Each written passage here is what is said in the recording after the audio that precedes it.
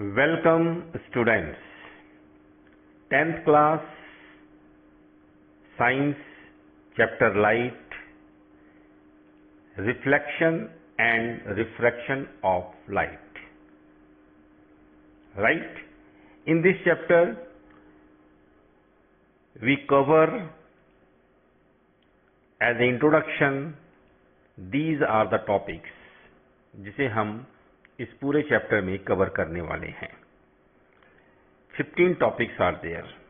हो सकता है कि 15 टॉपिक्स जो है हम एक वीडियो में ना कर पाएं, तो ये सारे हमें टॉपिक्स करने हैं। और अगर हम ये टॉपिक्स पढ़ लेते हैं या समझ लेते हैं या इसी कॉन्सेप्ट को देख लेते हैं तो लाइट चैप्टर कंप्लीट हो जाता है और उसके बाद फिर हम एनसीईआरटी के सॉल्यूशंस को देख लेते हैं। अगर एक बार चैप्टर को समझ लेने से हमारे जो एनसीईआरटी के सॉल्यूशंस है बहुत इजी हो जाते हैं और उसे लिखना भी आसान हो जाता है।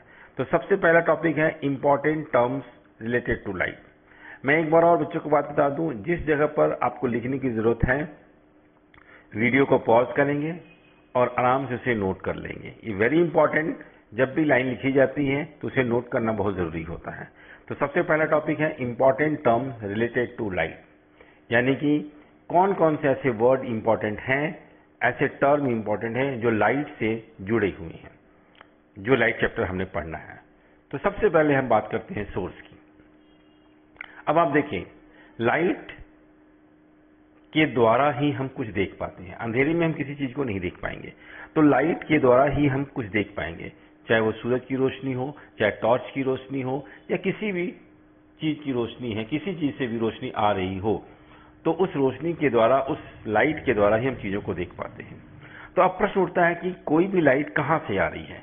तो जिस जगह से लाइट आ रही है उस जगह को, उस पॉइंट को हम सोर्स कहेंगे। सो सोर्स की डेफिनेशन क्या हो गई कि it refers the starting point from which light rays are reflected. अब ये देखना है कि सोर्स जो है वो कितने प्रकार का होता है, किस प्रकार के सोर्स से हमें लाइट्स मिलती है। तो लाइट्स के जो सोर्सेस हैं वो there are two kinds. First one is self-luminous and second one is non-luminous. Self-luminous जैसा कि इसके वर्ड से क्लियर हो रहा है, इसकी डेफिनेशन अगर देखें तो सेल्फ ल्यूमिनियस सोर्स वो सोर्स होगा which possesses light of its own, जो अपनी लाइट जिसके पास हो। जैसे एग्जांपल हम सन की बात करें, सन पूरे वर्ल्ड में, पूरे अर्थ में या पूरे यूनिवर्स में अपनी लाइट को दे रहा है। तो सन एक सोर्सेस है लाइट का जो कि सेल्फ ल्यूमिनियस है, जो नेचुरल है। जैसे हम बात करें स्टार, जो स्टार होते हैं, जो तारे होते हैं, वो भी सेल्फ ल्यूमिनियस है, उनकी भी अपनी खुद की लाइट होती है। इलेक्ट्रिक लैम्प, कैंडल, इनकी भी खुद की लाइट होती है, लेकिन इलेक्ट्रिक लैम्प और कैंडल और सन और स्टार में कुछ फर्क है। क्या फर्क है आप एग्जाम्पल के द्वारा देखें। सन, स्टार ये नेचुरल सोर्स है, प्रकृति के द्वारा दिए गए सोर्स हैं लाइट के, जबकि कैंडल, लैंप और बल्ब जो है वो आर्टिफिशियल है। आर्टिफिशियल मतलब जिन्होंने मैन मेड है। लाइट तो दे रहा है बल्ब, लाइट तो दे रही है कैंडल, लेकिन ये मैन मेड है। इनके अपने पास अपनी लाइट नहीं है, पर मैन मेड बना दी गई है, तो इससे लाइट हमारी मिल रही है हमें। राइट? नॉन लुमिनियस का मतलब है जिनकी अपनी लाइट है ही नहीं। A non-luminous source is that which do not possess a light of its own. उसकी अपनी लाइट है ही नहीं, वो लाइट दे ही नहीं सकते। जैसे किसी भी हम वुड की बात कर ले, हम मून की बात कर लें, बुक की बात कर लें, चेयर की बात कर लें, इनमें ये नॉन ल्यूमिनियस है। चंद्रमा हमें दिखाई पड़ता है सन की लाइट की मदद से। सन की लाइट मून पर पड़ती है, उससे हमें वो मून दिखाई पड़ रहा है। या एक किताब हमें दिखाई इसलिए पड़ रही है क्योंकि लाइट पहले उस पर पड़ रही है और उस ऑब्जेक्ट को हम देख पा रहे हैं। Right? So these are the examples of non luminous. मैं समझता हूं कि सोर्स के दो प्रकार हैं, एक सेल्फ ल्यूमिनियस और नॉन ल्यूमिनियस। इसे आप अच्छी तरह से विद एग्जांपल समझ चुके होंगे। आइए अगले टर्म की बात करते हैं। अगला टर्म कहते हैं मीडियम। अब यहां पर मीडियम का क्या तात्पर्य है? यहां इंग्लिश मीडियम और हिंदी मीडियम की बात नहीं हो रही। यहां मीडियम का मतलब क्या हो रहा है कि जिस जगह से एक सोर्स से लाइट आ रही है, या एक मीडियम से दूसरे मीडियम में जा रही है, या हवा से ग्लास में जा रही है, या एयर से वाटर में जा रही है। तो वाटर एक मीडियम है, ग्लास एक मीडियम है, एयर एक मीडियम है। तो हम कह सकते हैं कि a medium is a substance through which light propagates या ट्राइज टू डू सो, या तो जा रही है या कोशिश कर रही है। अब मीडियम जो है वो 3 टाइप्स के होते हैं। पहला ट्रांसपेरेंट, दूसरा ट्रांसपेरेंट, तीसरा ओपेक। अब तीनों के डेफिनेशन हम देख लें बारी बारी से कि ट्रांसपेरेंट क्या है, जिसमें लाइट प्रोपेगेट कर दे वेरी इजीली। जैसे एयर है, वाटर है, ग्लास है, इसमें लाइट बिल्कुल प्रोपेगेट करती है, बड़े इजीली आसान तरीके से उसमें ट्रेवल कर जाती है। जबकि सेकंड पोर्शन, जो सेकंड मीडियम जो है ट्रांसपेरेंट, इसका मतलब ये हुआ कि एक ऐसा मीडियम है जिसमें लाइट पार्शियली क्रॉस करती है। जैसे पेपर ले लें, न्यूज़पेपर, उसमें अगर लाइट क्रॉस करने की कोशिश करेंगे तो थोड़ी सी लाइट चली जा जाएगी, पूरी लाइट नहीं जा पाएगी। ग्लास पूरी लाइट जाएगी। तो ये एग्जांपल्स हैं ट्रांसपेरेंट के। Third one is opaque. It is a medium through which light can not propagate, light जा ही नहीं सकती। हम वुड कह लें, मेटल को, कोई भी मेटल ले लें, उसमें लाइट क्रॉस नहीं कर सकती। तो ये 3 मीडियम हैं। ये वर्ड्स जितने भी हम बताए जा रहे हैं ये लाइट में हमें काम आएंगे। अब तीसरी बात, इंपॉर्टेंट टर्म लाइट की बात करें तो रे। रे क्या है? A ray of light is a straight line path along which light travels, यानी कि वो पाथ जिस पर लाइट ट्रेवल कर रही है, हम उसकी बात करें। क्योंकि लाइट जब आएगी तो एक सीधी रेखा में लाइट को में जा रही है, और उसे हम रिप्रेजेंट करेंगे एरो हेड से कि बाईं तरफ से लाइट आई, दाहिनी तरफ से गई, तो वो एक रे है, या हमें कहें कि वो एक किरण है, राइट। अब ये जो रे की बात कर रहे हैं और उसमें हम कुछ चीजों की बात कर रहे हैं, जैसे डायरेक्शंस की बात कर रहे हैं। तो द एरो हेड, किसी भी लाइन, किसी भी रे को हम शो करेंगे तो उसमें एरो को निशान जरूर लगाएंगे। ये इंपॉर्टेंट टर्म है। सो एरो जो है वो डायरेक्शन को शो करेगा। अब हम बात करते हैं कि जैसे टॉर्च से लाइट निकली तो बहुत सारी लाइट एक साथ निकली। जब बहुत सारी लाइट एक साथ निकली तो हम उसे कहेंगे, पूरे कंबाइंड जो रे निकली उसे हम कहेंगे बीम ऑफ लाइट। क्लियर होना चाहिए, रे एंड बीम ऑफ लाइट। बहुत सारी लाइट्स की जो रे है इकट्ठी टुगेदर अगर जा रही है तो उसे हम बीम ऑफ लाइट कहेंगे। अब उस बीम ऑफ लाइट में से अगर एक पतली बीम निकाल ली जाए तो हम उसे कहेंगे पेंसिल ऑफ लाइट। अब पेंसिल ऑफ लाइट के बारे में हम बहुत अच्छी तरह से पढ़े, क्योंकि ये हमें जब आगे चलकर और भी टर्म्स पढ़ेंगे तो वहां पर यूज होगी। जो पेंसिल ऑफ लाइट है वो 3 प्रकार की होती है। पहला convergent pencil, divergent pencil and parallel pencil. तो इसे वीडियो को पॉज करके इसे पहले नोट करें, और अब हम देखते हैं ये जो 3 पेंसिल्स हैं उसकी बात करते हैं। कन्वर्जेंट पेंसिल क्या होती है? आप डेफिनेशन को पढ़ें और एग्जाम्पल से समझने की कोशिश करें। So it is that in which rays of light go to meet at a particular point O. क्या कहने का मतलब हुआ, इस प्रकार से लाइट बहुत सारी आई और ओ पर जाके मिली। एक पर्टिकुलर पॉइंट पे जब आके मिलती है बहुत सारी रेज इकट्ठी, या जो लाइट की रेज है बहुत सारी आई और इकट्ठी एक जगह पर फोकस हो गई, लाइक किसी पॉइंट पर हो गई, तो ऐसी लाइंस को हम कन्वर्जेंट करें। कन्वर्जेंट का मतलब अलग अलग जगह से आई और एक जगह इकट्ठी हुई, वो हो गया कन्वर्जेंट। इसी का अपोजिट जो होता है वो डाइवर्जेंट होता है, कि बहुत सारी लाइट्स जो हैं एक ही जगह से निकलकर डाइवर्जेंट हो गई, फैल गई। जैसे सूरज की रोशनी सूरज से निकली और बहुत जगह फैल गई, तो सूरज की रोशनी को हम डाइवर्जेंट कहेंगे। So it is that in which rays of light come out of a point source S. Clear है? पैरेलल लेंस क्या, पैरेलल पेंसिल क्या कहते हैं? पैरेलल पेंसिल का मतलब बिल्कुल जैसा कि आपने मैथ में पढ़ा है, पैरेलल लाइन जो सीधी स्ट्रेट लाइन है, एरो हेड दिया गया है और वो सीधी जा रही है। So it is that in which all the rays move parallel to one another, एक दूसरे के पैरेलल लाइन जा रही है, तो ये पैरेलल पेंसिल्स कहलाएगी। अब ये तीनों जो पेंसिल्स की जो लाइट दिखाई गई है, कन्वर्जेंट, डाइवर्जेंट और पैरेलल, ये किस प्रकार से आगे चलकर यूज होती है इसे हमने देखना है। नाउ अगला टर्म है हमारे पास रिफ्रैक्शन। आपको पहले स्टार्टिंग में कहा गया था कि लाइट में 2 टॉपिक्स मेन हैं, एक रिफ्रैक्शन और एक रिफ्लेक्शन। हमने कुछ टर्म्स अभी लाइट के रिलेटेड पढ़े हैं और भी लाइट के टर्म्स पढ़ेंगे, लेकिन उससे पहले हम देखें कि रिफ्रैक्शन क्या होता है। बेटे, रिफ्रैक्शन का मतलब यहां पर क्या है, इसकी डेफिनेशंस को देखें और एग्जांपल से समझने की कोशिश करें। The phenomena, this phenomena of change in path of light in going from one medium to another is called refraction of light. अब ध्यान से देखें, जब एक रे या लाइट की एक लाइन या रे किसी मीडियम, एक मीडियम से दूसरे मीडियम पे जाती है, तो एक मीडियम से दूसरे मीडियम में जाने की जो प्रथा है, जाने का जो तरीका है, उसे हम रिफ्रैक्शन ऑफ लाइट कहते हैं। वेरी सिंपल है। उस फेनोमेना को जिसमें एक पाथ, एक मीडियम के पाथ से एक रे दूसरे मीडियम में गई, उसे हम कहेंगे रिफ्रैक्शन ऑफ लाइट। वो अलग बात है कि जब एक मीडियम से दूसरे मीडियम में रिफ्रैक्शन लाइट जाती है तो वो किधर की ओर जाती है, ओरिजिनल पाथ पकड़ती है नहीं पकड़ती है, वो एक अलग विषय है। लेकिन हम ये कहेंगे रिफ्रैक्शन क्या है, एक मीडियम से दूसरे मीडियम में एक रे को जाना। नाउ अब एग्जांपल के द्वारा देखें कि लेटर सपोज ये येलो कलर में जो आपको दिखाया जा रहा है ये एयर का मीडियम है, और जो ये ब्लू कलर का दिखाया जा रहा है वो वाटर मीडियम है।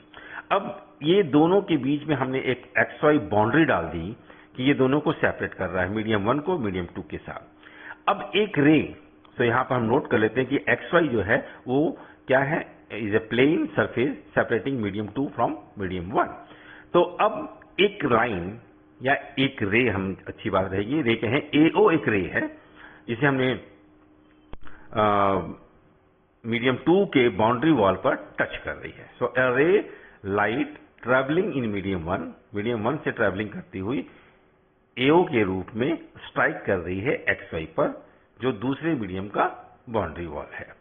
अब हम इस रे को, जो AO रे है जो एयर में है, उसे हम इंसिडेंट रे यानी आने वाली रे कह रहे हैं, राइट। अब ये जो रे है मीडियम 2 में जब जाएगी, तो मीडियम में 2 में जाती है तो अलोंग ट्रेवलिंग OB, ये लेट अस सी ये OB मान लेते हैं कि ये OB की तरफ गई।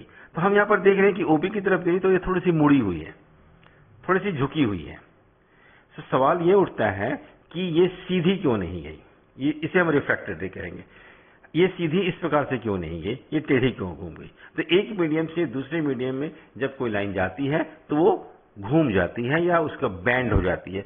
अब किधर बैंड होती है, तो टुवर्ड्स नॉर्मल के बैंड होती है। अब नॉर्मल क्या है, नॉर्मल एक लाइन है जो जहां पर इंसिडेंट रे और जहां पर रिफ्रैक्टेड रे का पॉइंट यानी पॉइंट ऑफ इंसिडेंट है मिलता है, उस लाइन पर अगर एक परपेंडिकुलर लाइन खींच दी जाए तो उसे हम नॉर्मल कहते हैं, लाइक दैट। ये नॉर्मल है, इसे हमने लिख दिया NON'। अब ये नॉर्मल लाइन, अब आप देखें ये जो A लाइन है, AO है, वो इंसिडेंट रे है और OB जो है वो रिफ्रैक्टेड रे है।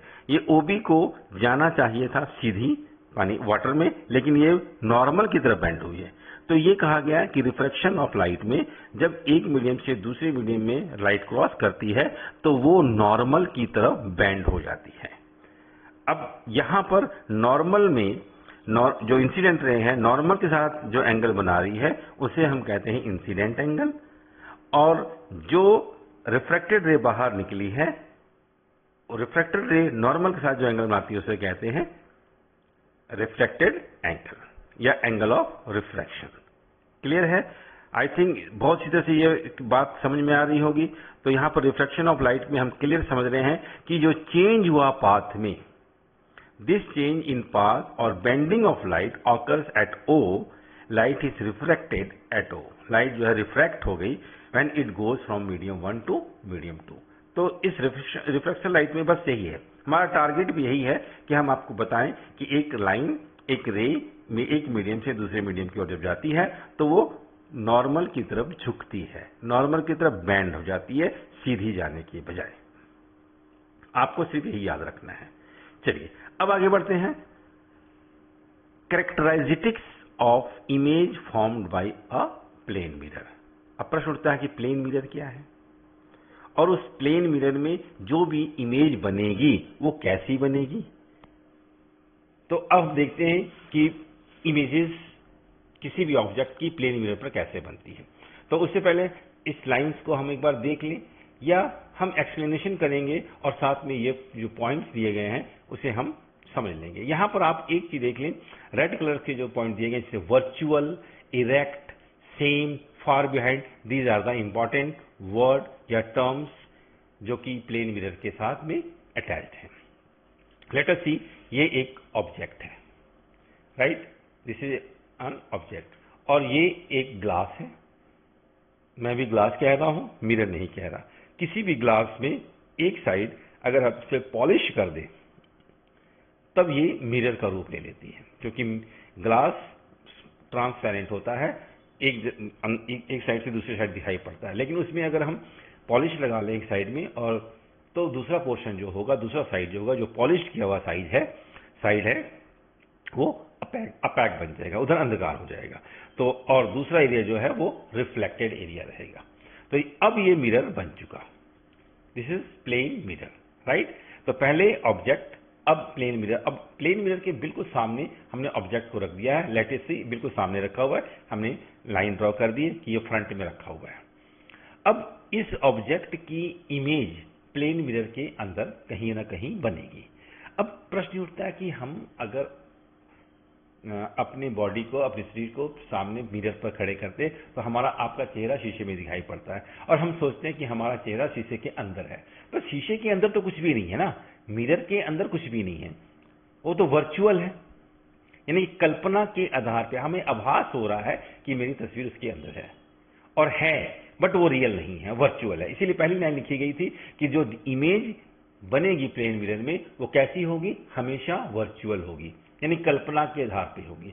आप इमेज को इधर उधर नहीं कर सकते हैं, ऑब्जेक्ट को इधर उधर कर सकते हैं। ऑब्जेक्ट हिलाएंगे तो मिरर में बनने वाली जो इमेजेस है वो भी हिलेगी, पहली बात। दूसरी बात हम ये देख रहे हैं कि ऑब्जेक्ट अगर हमने सीधा रखा हुआ है तो वो सामने मिरर में भी वो सीधा नजर आएगा, यानी कि वो इरेक्ट नजर आए। इरेक्ट का मतलब सीधा।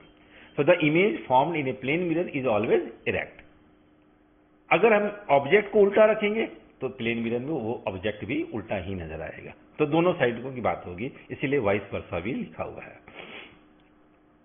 तीसरी इंपॉर्टेंट बात, क्या ऑब्जेक्ट का साइज का मतलब उसकी हाइट, जितनी हाइट पे है क्या उतनी ही हाइट पे प्लेन मिरर जो है उसकी जो इमेज बनेगी वो भी बनेगी? यस, जिस साइज का ऑब्जेक्ट होगा उसी साइज का प्लेन मिरर में वो तस्वीर यानी इमेज भी दिखाई पड़ेगी। चौथी इंपॉर्टेंट बात, जितनी दूरी पर हम प्लेन मिरर के दूरी पर इमेज को रखेंगे, सॉरी ऑब्जेक्ट को रखेंगे, उतनी दूरी पर ही वो प्लेन मिरर में इमेज भी दिखाई पड़ेगी। अगर आप बहुत नजदीक आ जाएंगे प्लेन मिरर के तो हमें लगेगा कि प्लेन मिरर में बनने वाली इमेज भी बहुत नजदीक है, हम दूर चले जाएंगे तो दूर नजर आए। अब देखते हैं डायग्राम को बनाकर क्या ऐसा हो रहा है। अब जब भी हम इमेज बनाएं तो ऑब्जेक्ट से दो रे हमें कम से कम निकालनी पड़ेगी, दो रे निकलेगी तभी इमेज बनेगी। तो फर्स्ट रे मैंने लेट अस सी इस प्रकार से डाली, ये इमेज, ये जो रे है वो बिल्कुल सीधी यानी नॉर्मल की तरफ गई है। याद रखें, ये नॉर्मल की तरह सीधी प्लेन में जाकर टच हुई। आपको बताया गया कि जो नॉर्मल की जो लाइन जो होगी जब ये रिफ्लेक्ट होगी तो नॉर्मल में ही वापस आएगी, राइट। तो ये लाइन पहले गई और शीशे से रिफ्लेक्ट होके उसी लाइन पे वापस होगी। दूसरी लाइन मैंने बेंड करके भेजी है तो अब ये भी रिफ्लेक्ट होगी। ये रिफ्लेक्ट कैसे होगी? अगर इसे रिफ्लेक्ट करना है तो पहले एक नॉर्मल बना लें, लेट अस सी एक नॉर्मल बना लिया जाए, तो अब ये रिफ्लेक्ट होगी इस प्रकार से। तो आप देखिए कि जिस एंगल से ये लाइन प्लेन मिरर पर पड़ी, नॉर्मल के जितने एंगल बनाई उतनी ही रिफ्लेक्ट होके उतनी ही एंगल पर ये रिफ्लेक्ट हुई, यानी कि एंगल आई जो है वो एंगल आर के इक्वल हो गया। खैर अभी उसके बारे में और चर्चा कर लेंगे। तो अब यहां पर दो लाइनें हमने ड्रॉ करी थी, तो अब अगर इस दो लाइनों को, जो रिफ्लेक्टेड लाइनें निकली हैं, उसको हम डॉटेड लाइन से पीछे मिलाने की कोशिश करें, लाइक इस प्रकार से, तो आप देखेंगे कि ये दोनों लाइनें कहीं ना कहीं कट रही है। जहां पर कट रही है वहां पर वो इमेज हमारी बन रही है उस ऑब्जेक्ट की जो प्लेन मिरर के सामने है। अब ऐसा देखने से लग रहा है कि ये इमेज जो मिरर के पीछे बनी हुई, लेकिन ऐसा कुछ नहीं है, ये वर्चुअल है, सिर्फ आभास हो रहा है। हमें ये महसूस दिला रहा है कि ये उतनी दूर पे है जितनी दूर में ऑब्जेक्ट मिरर के पास में है, उतनी ही साइज का है जितनी साइज की ऑब्जेक्ट है, और ऑब्जेक्ट सीधा है, इरेक्ट है, इसलिए ये भी इमेज भी जो है वो इरेक्ट है। लेकिन ये वर्चुअल है, नॉट रियल, ये कल्पना, क्योंकि पीछे जाकर उससे हम इमेज को हटा नहीं सकेंगे, ये ऑब्जेक्ट की ही इमेज बन रही है। तो प्लेन मिरर में जो इमेज फॉर्म हो रही है वो इस प्रकार से हो रही है। कभी भी किसी ने पूछना है कि प्लेन मिरर में जो इमेज फॉर्म होगी वो कैसी होगी, तो आपने हमेशा कहना है प्लेन मिरर में जो भी ऑब्जेक्ट है उसकी इमेज वर्चुअल होगी, इरेक्ट होगी, सेम साइज की होगी, और फार बिहाइंड यानी उतनी ही दूर शो होगी जितनी दूर पर ऑब्जेक्ट रखा हुआ है। ये चार चीजें आपने याद कर लेनी है, राइट। अब इसमें एक और पॉइंट्स हैं, हम उसकी बात कर लेते हैं। पांचवा पॉइंट वो क्या कहता है, दिस इज वेरी इंपॉर्टेंट, समझना है कि the image formed in a plane mirror is laterally, means inverted the left side of the object becomes the right side of the image and vice versa. मतलब क्या हुआ कि अगर आप एक मिरर, प्लेन मिरर ले लिया जाए और उसके सामने एक इमेज हम रख दें, और उस इमेज में से लिखा हुआ है ब्राउन, BROWN, ब्राउन। अब ये ब्राउन जो है शीशे में किस प्रकार दिखाई पड़ेगा, आप देखिए जरा, ये ऑब्जेक्ट है तो इसमें शीशे में ये ब्राउन इस तरह से दिखाई पड़ रहा है। इसका मतलब हम इसे उल्टा नहीं कहेंगे, लेफ्ट साइड राइट साइड की तरफ, राइट साइड लेफ्ट साइड की तरफ दिखाई पड़ रहा है। इट मीन्स जैसे कि अगर प्लेन मिरर में आपने खड़े होकर अपना दाहिना हाथ लहराया तो आपको नजर आएगा कि आप प्लेन मिरर में आपका बायां हाथ लहरा रहा है, और इसी तरह इसका उल्टा भी, अगर आप बाएं हाथ को लहराते हैं तो आपको लगेगा शीशे में या प्लेन मिरर में दाहिना हाथ लहराया। तो ये पांचवा कैरेक्टराइस्टिक्स है इमेज फॉर्मेशन का प्लेन मिरर पर। तो मैं समझता हूं कि प्लेन मिरर पर जो इमेजेस बनेंगे ऑब्जेक्ट के द्वारा, ये 5 पॉइंट्स आपको याद हो गए होंगे। चलिए अब आगे बढ़ते हैं, यानी इससे हम कहते हैं इन्वर्टेड इमेज। अगले पॉइंट्स की बात करते हैं, और अगला पॉइंट्स है रिफ्लेक्शन का, क्योंकि दो टॉपिक्स हैं, एक रिफ्रैक्शन और एक रिफ्लेक्शन। रिफ्लेक्शन क्या होता है, और ज्यादा ध्यान हमने रिफ्लेक्शन पे देना है, क्योंकि आपका 10th क्लास में जो चैप्टर लाइट है वो रिफ्लेक्शन पे ज्यादा आधारित है, और रिफ्लेक्शन की बातें हम ज्यादा करेंगे। So reflection of light is a phenomena of bouncing back of light in the same medium on striking the surface of any object. क्या मतलब हुआ, in reflection path of light rays changes without any change in medium. ये कहना चाहता है कि reflection जो है वो एक ही मीडियम में होगा, यानी जिस मीडियम में लाइट आई उसी मीडियम में वो लाइट वापस जाएगी। फॉर एग्जाम्पल अभी हम देखते हैं, तो देखने से पहले आप समझ लीजिए कि जो रिफ्लेक्शन है वो दो प्रकार की होती है, एक होता है रेगुलर रिफ्लेक्शन और एक होता है इर्रेगुलर रिफ्लेक्शन या डिफ्यूज रिफ्लेक्शन। फॉर एग्जाम्पल जैसे कि मान लीजिए एक मिरर है, और ये इसकी जो सरफेस है वो बिल्कुल स्मूथ है, प्लेन है। अब इसमें बहुत सारी रेज आई, वो पैरेलल रेज आ रही है, तो ये रिफ्लेक्ट होके उसी मीडियम में पैरेलल वापस चली जाएगी। वेरी मच क्लियर, लाइट आई और सेम एंगल बनाकर वापस चलेगी, नॉर्मल के साथ सेम एंगल बनाकर वापस चलेगी। अगर इसमें हम नॉर्मल ड्रॉ कर दे तो जिस एंगल से नॉर्मल से बनती हुई आएगी उसी तरह से रिफ्लेक्ट हो जाएगी। ये रेगुलर रिफ्लेक्शन हुआ, क्लियर है। तो when the reflecting surface is smooth and well polished, the parallel rays falling on it are reflected parallel to one another. Very much clear. तो ये बिल्कुल सिंपल सी बात है।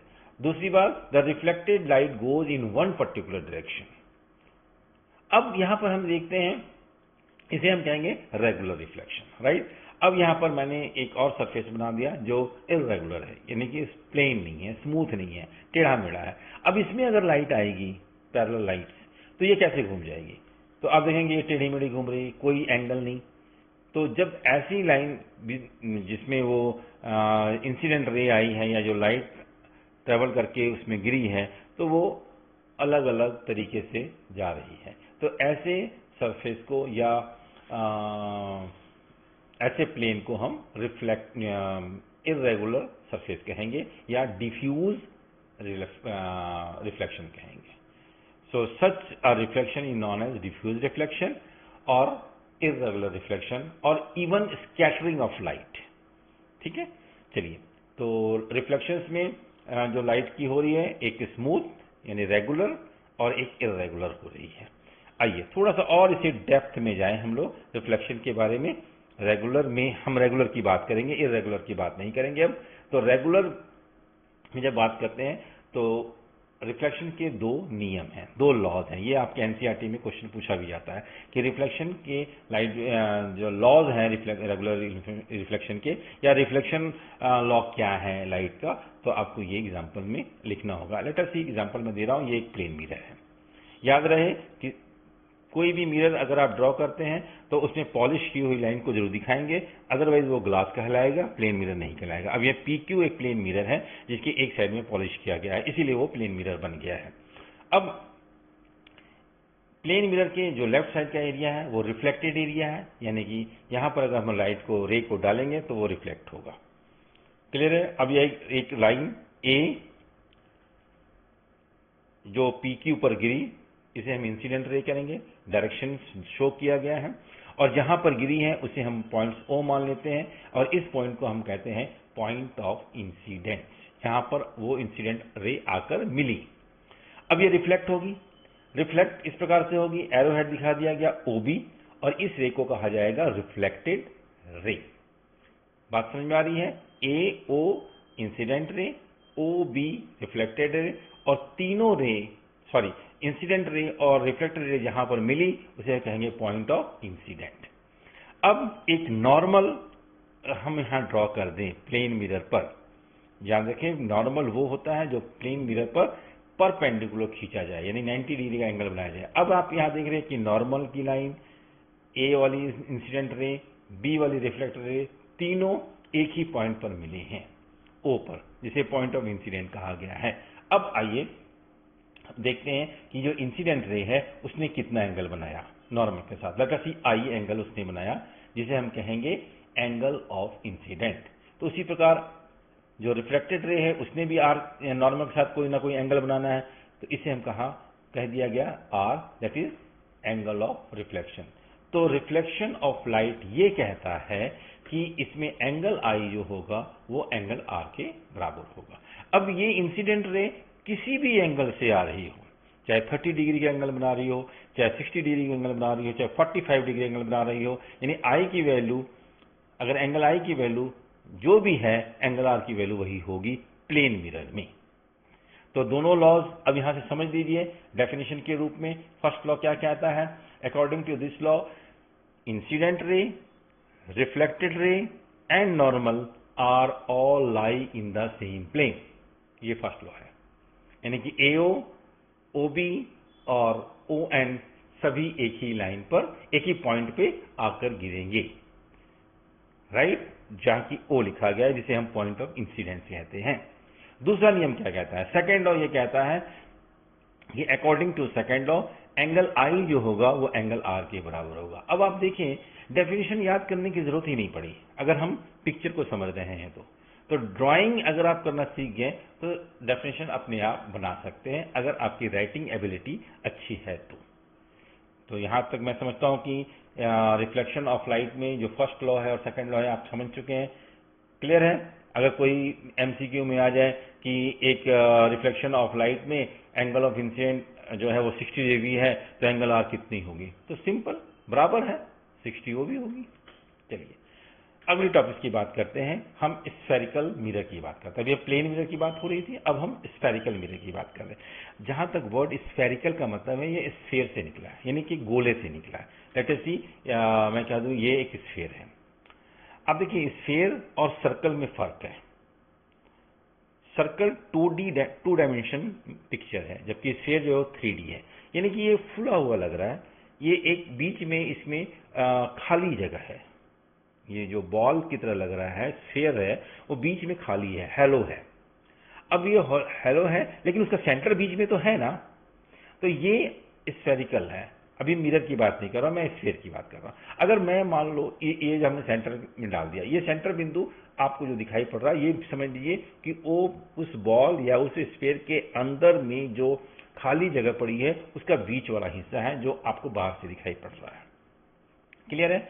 मान लीजिए इसकी मैं आउटलाइन कर दूं, लेट अस सी आउटलाइन मैंने करने की शो कर दी कि ये एक सर्कल की तरह नजर आए और ये स्फीयर को मैं यहां से हटा दूं, तो अब ये हम देखने में लग रहा है कि ये सर्कल है, but it is a part of sphere, वो स्फीयर का ही हिस्सा है। मैं आपको इसे इस प्रकार से बताना चाहता हूं कि इसे मिरर बना के दिखाऊं कि ये मिरर कैसे बना है। तो एक स्फीयर था, उसको मैंने आउटलाइन ड्रॉ करके बीच में एक सेंटर शो किया है कि ये एक सेंटर है। ये सेंटर कौन सा है? ये सेंटर उस स्फीयर के बीच वाला हिस्सा, यानी कि जो खाली हिस्सा है उसके अंदर का सेंटर है। अब ये सर्कल को मैं दो हिस्सों में बांट दूं, लेट अस सी, और एक हिस्से को मैं हटा दूं। अब ये जो हिस्सा आपको हाफ सर्कल की तरह नजर आ रहा है, बेसिकली उस स्फीयर का ही हिस्सा है। आप एक बॉल को ले लो और उसे बीचों बीच काट दो, वो किस प्रकार से लगेगी? एक बाउल की तरह, एक कटोरी की तरह नजर आएगी आपको, और उसका जो सेंटर पॉइंट होगा कहीं भी हवा में हम दिखाएंगे कि ये वहां पर है। लेट अस क्लियर है? तो ये एक स्फेरिकल मिरर का एक पोर्शन आपको दिखाया जा रहा है। अगर मैं इस पोर्शन को इस प्रकार से इसके आउटर साइड में, बाहर वाली यानी फुली हुई साइड में पॉलिश कर दूं, तो ये एक मिरर बन जाएगा, और इस मिरर को हम स्फेरिकल मिरर कहेंगे। लेकिन ये स्फेरिकल मिरर होने के बावजूद भी, क्योंकि ये बाहर की तरफ हमने कलर किया हुआ है या पॉलिश किया हुआ है, अगर अंदर की तरफ पॉलिश करते हैं तो भी स्फेरिकल मिरर बनना था, जिससे क्लियर जाहिर हो रहा है कि स्फेरिकल मिरर जो होते हैं वो दो प्रकार के होते हैं। तो पहले स्फेरिकल मिरर की डेफिनेशन क्या बन गई कि that mirror whose reflecting surface is a part of hollow sphere of glass, कि एक मान लीजिए ग्लास का स्फीयर है जिसको बीचों बीच काट दिया गया है, और वो उसका एक एरिया जो है, एक हिस्सा जो है, या एक साइड जो है वो रिफ्लेक्ट कर रहा है, दूसरा साइड रिफ्लेक्ट नहीं कर रहा है, तो वो स्फेरिकल मिरर है। लेकिन अगर हम इसकी बात करें कि जो रिफ्लेक्टिंग सरफेस जो होगा स्फेरिकल मिरर का, इज कर्व होगा इनवर्ड्स और आउटवर्ड्स, या तो क्योंकि ये प्लेन मिरर नहीं है, सीधी लाइन नहीं होगी, कर्व लाइन होगी, तो इसका एक इनवर्ड बनेगा, एक आउटवर्ड बनेगा। क्लियर है? तो one side of the mirror is well polished and, और जो रिफ्लेक्टेड भी होगा, और अदर साइड जो होगा वो अपेक होगा, यानी कि उसमें आर पार दिखाई नहीं पड़ेगा। नाउ तो यहां पर क्लियर हो गया कि स्फेरिकल मिरर दो प्रकार के होते हैं, एक इनका नाम कनकेव मिरर और एक कन्वेक्स मिरर। कनकेव वर्ड से पता लग रहा है जिसमें केव बना हो, जिसमें गुफा बनी हो, तो ये जो एग्जांपल दिया गया है वो कनकेव मिरर का ही है, राइट? क्योंकि इसमें बाहर वाला पोर्शन जो है, आउटर मोस्ट पोर्शन जो है उसे पॉलिश किया हुआ है, और इनर मोस्ट जो है, इनर मोस्ट, वो रिफ्लेक्टेड एरिया कर रहा है। तो रिफ्लेक्टेड एरिया अगर इनर है तो उसे कॉनकेव कहेंगे, और अगर रिफ्लेक्टेड एरिया आउटर है तो उसे हम कन्वेक्स कहेंगे। Very much clear? तो अब यहां से फिर से देख लें कि ए एरिया जो है और इस साइड में बी एरिया है। तो ए एरिया जो है, यानी कि उस स्फेरिकल मिरर का जो ए वाला हिस्सा है, या ए साइड वाला जो हिस्सा है वो इनर सरफेस पार्ट है, और बी वाला हिस्सा जो है, या बी वाला जो एरिया है वो आउटर सरफेस पार्ट है, जो अपेक है या नॉन रिफ्लेक्टिंग है। तो अब कनकेव मिरर और कन्वेक्स मिरर दो प्रकार के मिरर हो गए स्फेरिकल में। तो आइए एक बार डिटेल्स में कनकेव मिरर को देखें हम लोग कि कनकेव मिरर हमें क्या कहना चाहता है, या स्फेरिकल मिरर जो अगर पढ़ रहे हैं तो उसमें कौन कौन से टर्म्स आएंगे। हमने प्लेन मिरर में बहुत सारे टर्म्स देखे थे, अब स्फेरिकल मिरर में हम बहुत सारे टर्म्स को देखेंगे। तो आइए हम टर्म्स की बात करते हैं। लेट अस सी, पहले मैं दोनों मिरर को बना लूं। अब ये दोनों मिरर अभी बने नहीं है, अभी ये ग्लास है। अगर मैं इसको पॉलिश कर दूं, अब ये पॉलिश कर दिया गया, ये कनकेव हो गया। इसे मैं अंदर की तरफ कर रहा हूं पॉलिश, इसका मतलब ये कन्वेक्स हो गया। तो ये कनकेव मिरर और ये कन्वेक्स मिरर, कंफ्यूज नहीं होना है आपने। अब ये जो दोनों मिरर थे ये एक स्फीयर के ही हिस्से हैं, मैंने स्फीयर को बना दिया, ये स्फीयर के कटे हुए हिस्से को हमने लिया था जो स्फेरिकल मिरर बना था। तो मैंने पूरा का पूरा सर्कल या स्फीयर बनाने की कोशिश की है। अब आप देखें इसके अंदर क्या क्या चीजें हैं। तो सबसे पहले ये जो स्फीयर दे रहा है ये हैलो है, यानी कि बीच में खाली है। वो स्फीयर था, पहले भी कहा गया, ये बीच में खाली है, हवा है, और इसके बीच में का पॉइंट जो है वो क्या कहलाएगा? सेंटर। Very much clear? इसे सी से नोट कर दिया जाए। अब एक लाइन जो इसके सेंटर से गुजर रही है जिसे हम कहेंगे प्रिंसिपल एक्सिस, याद रखें यह टर्म है प्रिंसिपल एक्सिस वो लाइन है जो उस स्फेरिकल मिरर के सेंटर से गुजर रही है और उस मिरर को टच कर रही है। सेंटर से जाने वाली प्रिंसिपल एक्सिस मिरर को जहां टच कर रही है, यानी कि उस पी पॉइंट को हम पोल कहेंगे। तो अब हमारे पास क्या क्या चीजें होगी, एक सी हो गया, एक पी हो गया और एक प्रिंसिपल एक्सिस होगी। प्रिंसिपल एक्सिस लाइन, वो सीधी लाइन जो सेंटर से गुजरते हुई पोल को टच करे। पोल क्या है, उस मिरर का बीच वाला सेंटर पॉइंट। क्लियर हो रहा है? सेंटर, सी भी सेंटर है, हम वो हम कह रहे हैं पूरे स्फीयर का सेंटर। अब यहां पर पी को कह रहे हैं उसका पोल, यानी उस कनकेव मिरर या उस कन्वेक्स। अब यहां से मैं पहले इसके ये वाला जो डिस्टेंस है इसे देखिए गौर से, ये सी से लेकर पी के बीच की जो दूरी है ये क्या है, रेडियस। वेरी मच क्लियर, क्योंकि अगर पूरे स्फीयर को देखेंगे तो ये रेडियस ही सेंटर से जाने वाली जो रे होगी या सेंटर को से और उस सर्कमस्टांस में जो मिलने वाली लाइन होती है वो हमेशा रेडियस कहलाती है, मैथ में पढ़ चुके हैं। तो ये रेडियस है। क्लियर है? अब ये मैंने कंफ्यूज ना हो जाए आप, इसलिए मैंने स्फीयर को हटा दिया। अब मैं केवल कन्वेक्स मिरर और कनकेव मिरर के बारे में चर्चा कर रहा हूं। तो अब यहां पर आप देख रहे हैं कनकेव मिरर और कन्वेक्स मिरर। कनकेव मिरर और कन्वेक्स मिरर में कौन कौन से टर्म्स आए, एक प्रिंसिपल एक्सिस, एक सी के फुल फॉर्म को भी देखेंगे, एक रेडियस, एक पी, पोल। दोनों में आ रहे हैं, कनकेव में भी आ रहे हैं और कन्वेक्स में भी आ रहे हैं। क्लियर? अब ये जो रेडियस है बेसिकली इस सेंटर से तो हम बहुत सारी अनगिनत रेडियस खींच सकते हैं, लाइक इस प्रकार से, ये सारी रेडियस ही है। लेकिन वो रेडियस जो सी से लेकर पी को टच कर रही हो उसे हम केवल रेडियस न कहकर रेडियस ऑफ कर्वेचर भी कहते हैं। सो ये वाली लाइन रेडियस ऑफ कर्वेचर है। क्लियर? और दूसरे शब्दों में इस दूरी को सेंटर ऑफ कर्वेचर भी कहते हैं। तो स्फेरिकल मिरर में सेंटर ऑफ कर्वेचर का बहुत ज्यादा रोल है, इसलिए आप सेंटर ऑफ कर्वेचर याद रखेंगे। Basically centre of curvature radius of curvature के बराबर होती है, या रेडियस कह लें या सेंटर ऑफ कर्वेचर कह लें, बात एक ही है। बट केवल रेडियस कहेंगे तो रेडियस अनगिनत हो जाएगी, इसे रेडियस ऑफ कर्वेचर ही कहें। क्लियर होगी बात? अब मैं इसको हटा रहा हूं, अब सेंटर ऑफ कर्वेचर समझ के चलेंगे। अब क्लियर है? अब इसके बाद अगले पॉइंट्स को देखिए। जो कनकेव मिरर है या जो कन्वेक्स मिरर है उसकी एक हाइट है, जो हाइट या साइज जिसे हम अपर्चर कहते हैं। तो ये बहुत इंपॉर्टेंट वर्ड है, अपर्चर, हम मिस कर जाते हैं इसे। तो ये टर्म्स हम स्फेरिकल मिरर में देख रहे हैं, राइट? पॉज भी करेंगे वीडियो को और इसे नोट भी करेंगे। क्लियर है? अब आइए, एक और टर्म है फोकस, जिसे हम अच्छी से समझें। फोकस को हम प्रिंसिपल फोकस भी कहते हैं। मान लीजिए कनकेव मिरर है और इसमें ये हम एक्सिस, प्रिंसिपल एक्सिस हमने लगा दी, जैसा कि पहले कहा गया था, डायरेक्शन भी शो कर दिया गया। और ये इसके दो पॉइंट्स हम जानते हैं, एक सी है और एक पी है, सेंटर ऑफ कर्वेचर और पोल। क्लियर है? अब अगर कोई रे या कोई लाइट इस प्रिंसिपल एक्सिस के पैरेलल कनकेव मिरर में आए तो वो किधर रिफ्लेक्ट होकर जाएगी, ये इंपॉर्टेंट क्वेश्चन है। तो अब ये दो रेज जो कि पैरेलल है प्रिंसिपल एक्सिस के, जब भी कनकेव मिरर में टकराएगी तो ये बैंड होकर उसी मीडियम में वापस आएगी। तो नियम ये कहता है कि कोई भी रेज अगर पैरेलल है प्रिंसिपल एक्सिस के तो ये जब रिटर्न होगी तो एक खास पॉइंट से गुजरेगी प्रिंसिपल एक्सिस में, जिस पॉइंट को हम एफ से डिनोट करेंगे और उसे कहेंगे फोकस। तो क्लियर बात समझ लें कि फोकस क्या है? It is the point on the principal axis, principal axis पर एक पॉइंट है of the mirror at which ray of light incident on the mirror actually meet after reflection. ये आफ्टर रिफ्लेक्शन मीट कर रही है।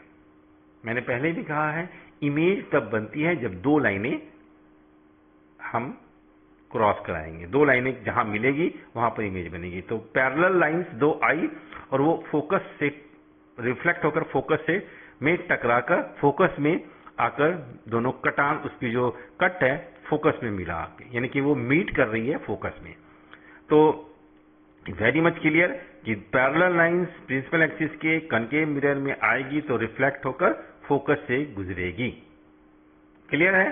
तो यहां समझ लीजिए। अब यहां पर फोकस क्या है? So focus is not a component. Focus जो है उस कनकेव मिरर का कंपोनेंट नहीं है, टर्म नहीं है, ये ऑब्टेन किया गया। जब पैरेलल लाइंस जाएगी तब ये बनेगा, अदरवाइज नहीं बनेगा। क्लियर है? So it is obtained. अब यहां पर एक इंपॉर्टेंट बात यह है कि फोकस जो है वो एफ जो है उसकी जो दूरी होगी पीक से वो जस्ट हाफ होगी सी से। तो फोकल लेंथ जो पी से एफ की जो दूरी है, फोकस की दूरी, जिसे हम फोकल लेंथ भी कहते हैं, या प्रिंसिपल फोकस की दूरी, वो उतनी ही होगी जो पी सी यानी कि सेंटर ऑफ कर्वेचर की दूरी है उसकी हाफ। तो हम एक फार्मूला जनरेट कर सकते हैं कि फोकल लेंथ यानी एफ बराबर आर बाई 2। अगर हम आपको कोई एमसीक्यू में क्वेश्चन आ जाए कि किसी कनकेव मिरर का सेंटर ऑफ कर्वेचर जो है वो 14 सेंटीमीटर है, तो आप सिंपली कह देंगे कि उसका फोकस जो होगा वो 14/2 यानी कि 7 होगा। और इसी का उल्टा, अगर किसी कनकेव मिरर की फोकस 3 सेंटीमीटर है तो सेंटर ऑफ कर्वेचर कितना होगा, तो डबल यानी कि 6 सेंटीमीटर होगा। ये एमसीक्यू में ऐसे क्वेश्चन आते हैं, और आपकी जब न्यूमेरिकल करेंगे तो ये आप इंपॉर्टेंट, आपको फोकस निकालना होगा और फोकस दिया नहीं है और सेंटर ऑफ कर्वेचर दिया है तो आप फोकस उसका हाफ कर लेंगे तो उसका फोकस निकल जाएगा। क्लियर है? तो इंपॉर्टेंट टर्म हम स्फेरिकल मिरर के ऊपर में क्या पढ़ा हम लोगों ने भाई? हम लोगों ने पढ़ा pole, aperture, principal axis, centre of curvature, radius of curvature and focus. These are the point जिसे हमें पॉज करके आप इसे नोट कर सकते हैं। ये सारे वर्ड हम पढ़ चुके हैं और उसकी डेफिनेशन यहाँ पर आपको दिखाई पड़ रही है। Very much clear. इसे नोट कर लें और याद भी कर लें। क्लियर है? तो मैं समझता हूं कि ये लाइट का चैप्टर जिसमें हम इंट्रोडक्शन कर रहे हैं ये काफी है। नेक्स्ट टॉपिक्स में हम देखेंगे कि इसके आगे हमें फर्दर और क्या करना है। Right? Thank you, thank you, thank you very much.